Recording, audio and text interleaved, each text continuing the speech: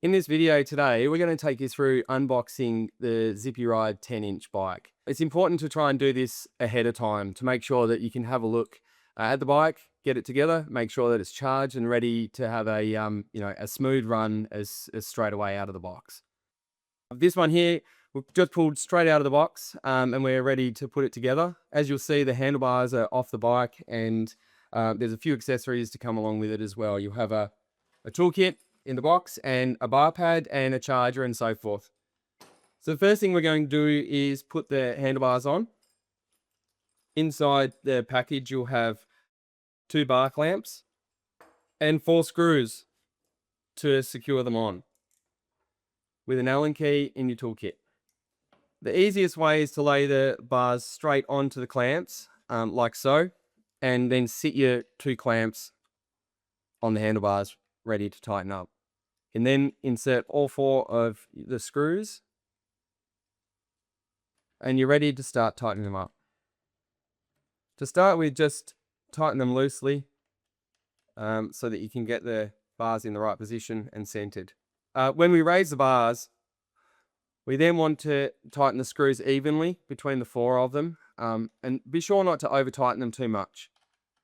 You also want to check it at this point that the bars are centered along the seat and centered to the bike. So as far as handlebar position goes, if you just run the bars in line with the forks here, it's a pretty good starting point for the kids.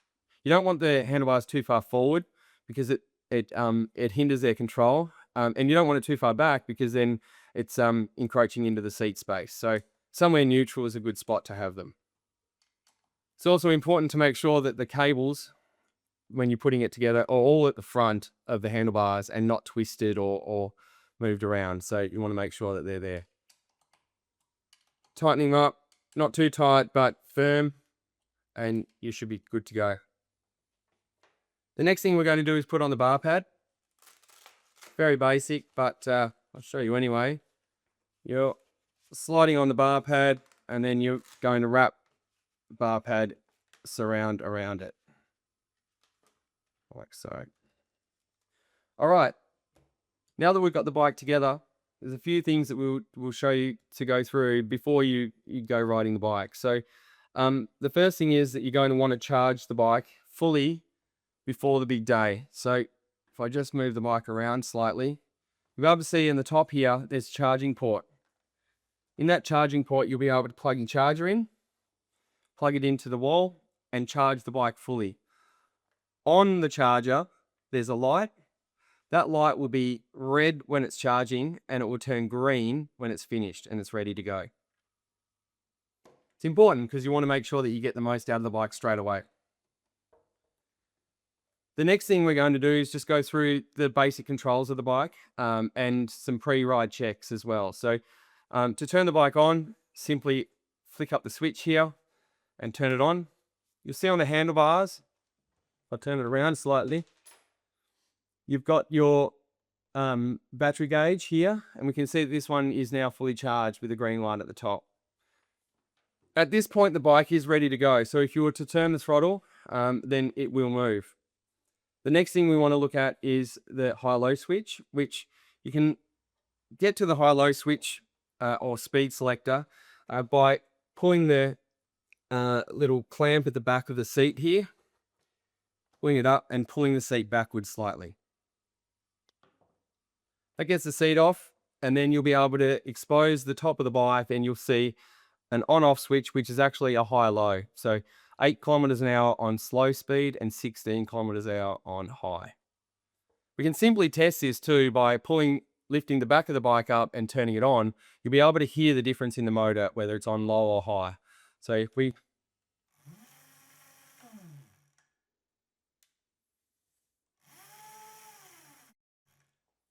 turn it back, we want it on low speed, and that's ready for the kids to take for a ride. The other thing to point out is the safety switch on the brake. Whenever the brake's pulled in by the children, as soon as it's pulled in, the cutout switch on the motor will engage and the throttle won't work at all. Let's see here now. Okay. that safety switch is really important, but it's also important to make sure that the brake adjustment is right as well when you're first unpacking the bike. So with the brake adjustment, we want it so the brake is able to be pulled in, but not so far as it will hit the handlebars. So if you can imagine a child's handing here, we want to make sure that when we use the brake, that it can pull in and it's not going to hit their fingers if they're in the way, but it's also not going to pull in so far that it'll hit the handlebars. This one here is a pretty good adjustment. You'd say it's around 10 millimeters from the handlebar grip to the brake lever itself. Now, if you do need to adjust it, there's 2 adjustment points.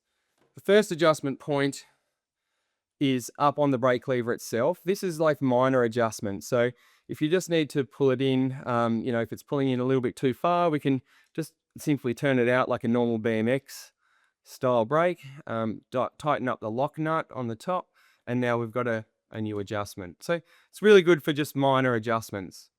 If for some reason your bike has a lot of free play and even pulling the brake all the way in doesn't yield any effect on the brake itself or braking of the bike, then you need to do a major adjustment. Now the major adjustment happens down here, and we'll go through that in another video with our brake adjustment and maintenance checks.